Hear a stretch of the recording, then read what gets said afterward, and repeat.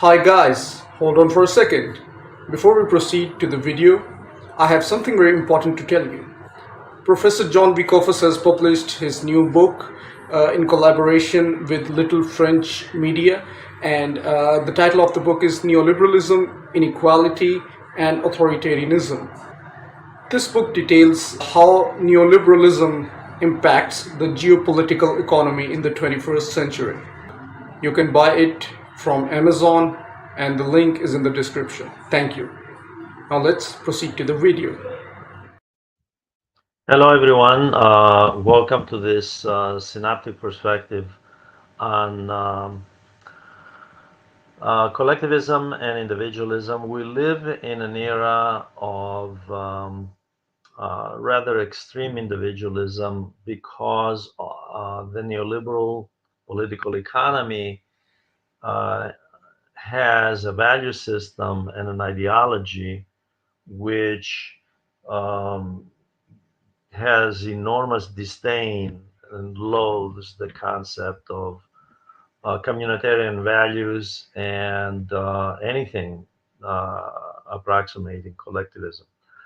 The fact is that the neoliberal political economy emerges during the 1930s, the late 1930s, with a conference, a major conference in Paris, with various intellectuals, including an American, Walter Lippmann.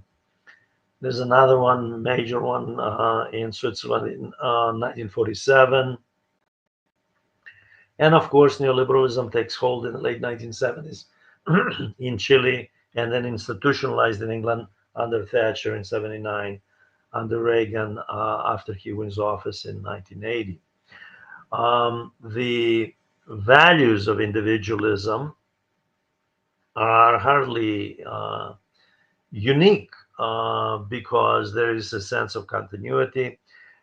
The uh, the capitalist economy, which is 500 years old, going back to the what scholars call the long 16th century, 1450 to 1650, when we have a transition, we have social discontinuity, transition from from the feudal manorial system to the capitalist order, social order, and we have that the capitalist system, which brings about a new social order of the bourgeoisie with an increasingly larger working class.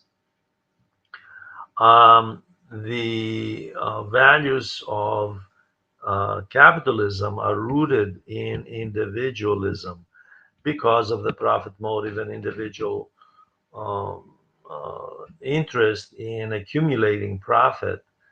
Uh, Now, against the collectivism that back then, as the work of the great English thinker Sir Thomas More, entitled Utopia, um, um, brings out the Catholic spirit of Thomas More, by the way, was a Catholic in an Anglican society.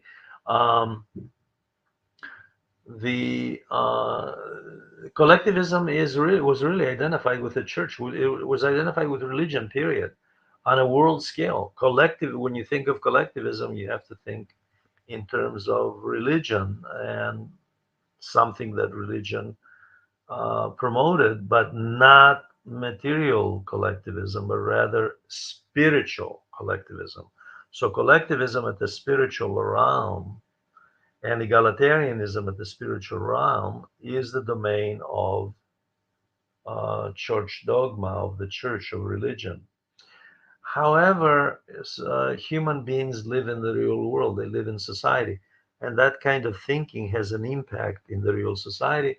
And we see some of that in the 16th century when, during the German Peasants' War, when in the mid 1520s, when a Thomas Müntzer, a follower of Martin Luther, argued that if we're going to have egalitarianism and collectivism at the spiritual realm in the next life, why not have it here in this life? Obviously, the German Peasants' War failed the elites, both secular elites, the lords, the nobility, landowning nobility, as well as the upper clergy, and Martin Luther was included in this camp, by the way, um, called for the suppression and destruction of this movement. And in fact, Thomas Mutzer was executed. So much for that. Collectivism, we don't see evidence of it except in theoretical studies. Until the French Revolution, there were some radicals who argued, in fact, for more of a communitarian society and egalitarianism.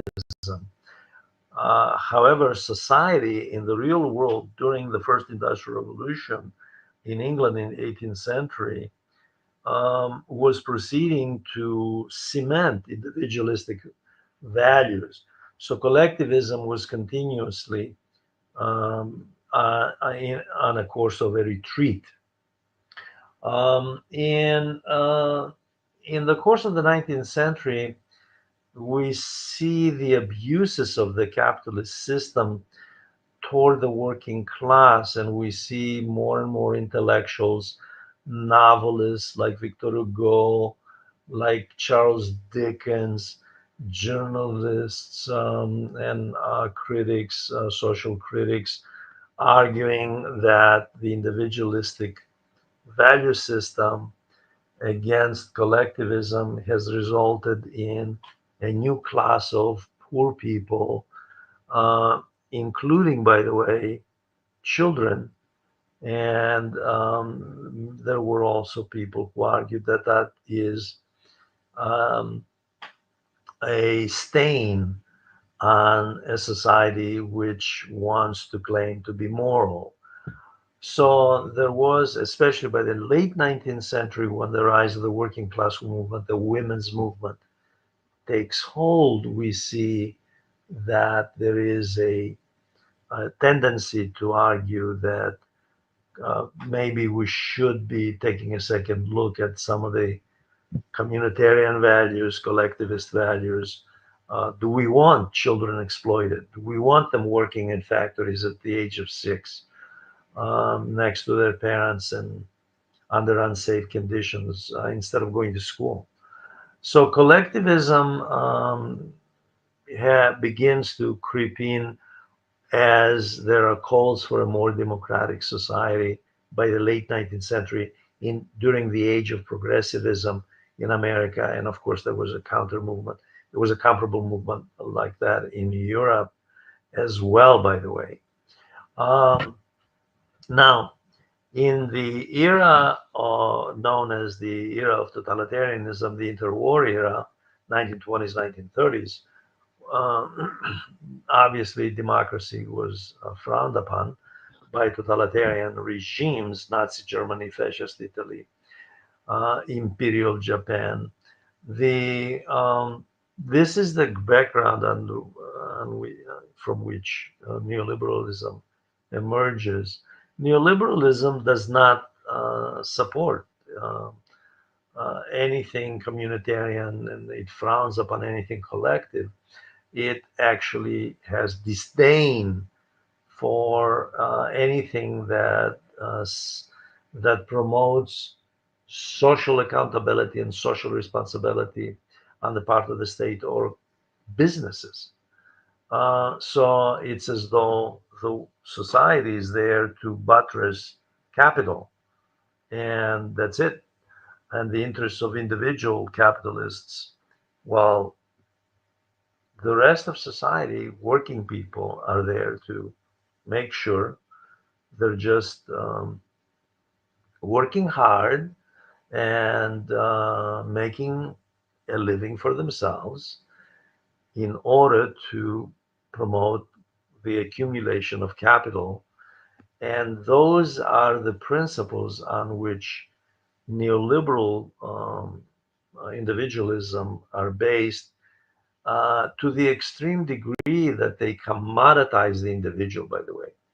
The individual becomes a commodity, and we see this with by the 1990s and early 2000s, with social media and with the new technology, where the individual becomes the commodity. It's not um, the individual is not a citizen about whom the state and business have a social responsibility, but rather a consumer citizen.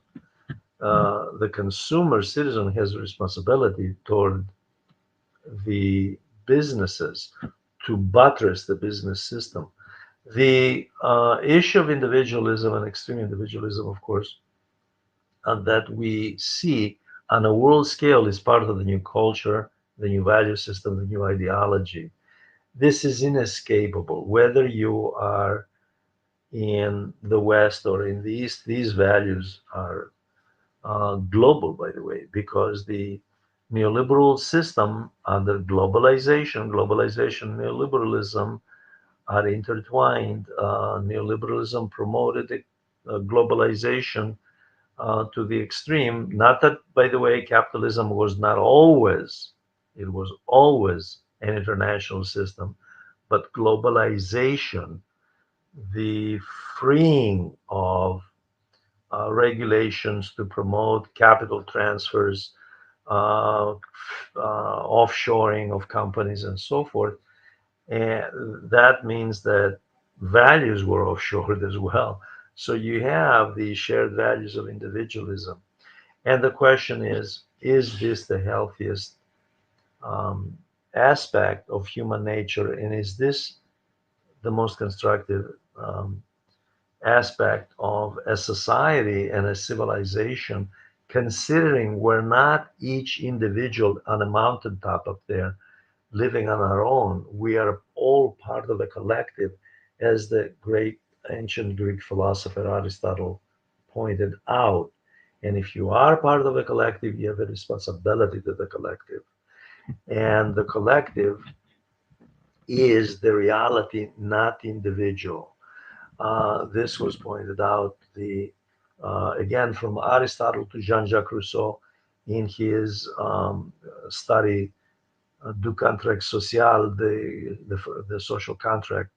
Um, and we see that today the values of individualism undermine any sort of empathy for the lower classes and permits class warfare, attack on the working class, not just the trade unions, by the way, but the working class for the sake of capital accumulation.